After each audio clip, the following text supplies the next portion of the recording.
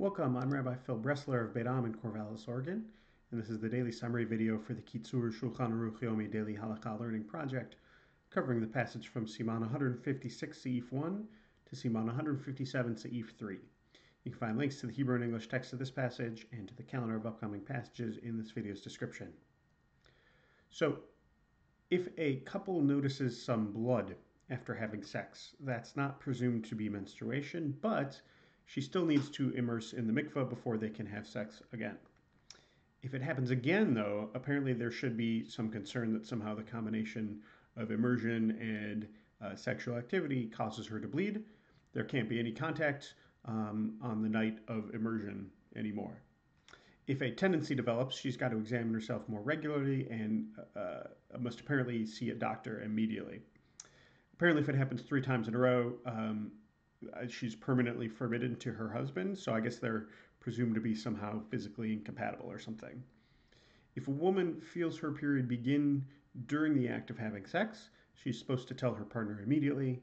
He's apparently supposed to finish while making as little other contact as possible, and then he should be filled with fear and trembling because of this sinful occurrence and consult his rabbi.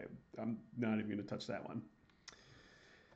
We're moving into prenuptial laws and doubling back to before a couple gets married now. So the expectation is that the newly married couple will consummate their relationship immediately on their wedding night.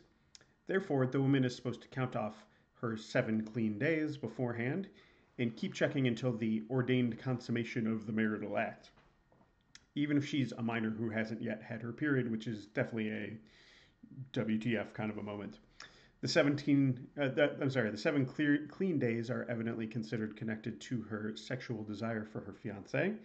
So if the wedding is postponed for some reason, probably considered a new desire, and she has to count again. If they quarreled at the wedding, and this part cracks me up, and she decides to marry an entirely different person that same night, that's also a new desire, and she has to count again. If at all possible, the wedding should be held while she's in a state of menstrual purity. If for some reason the wedding has to happen while she's in nidah, the couple are supposed to be secluded away from one another until they are in the clear to consummate the marriage. That's all for today. As always, our learning is dedicated to Rabbi Shlomo Gansfried, the author of the Kitzur, and the historic Jewish community of Uzhhorod, Ukraine. See you tomorrow.